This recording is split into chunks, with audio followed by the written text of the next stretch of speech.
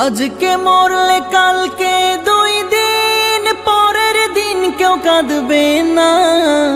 যাদের জন্য করলা কামাই মরলে তারা চিনবে না। আজকে মরলে কালকে 2 দিন পরের দিন কেউ কাঁদবে না। যাদের জন্য করলা কামাই মরলে তারা চিনবে না। থাকতে সময় করো আমল, ঈমান করো খাঁটি।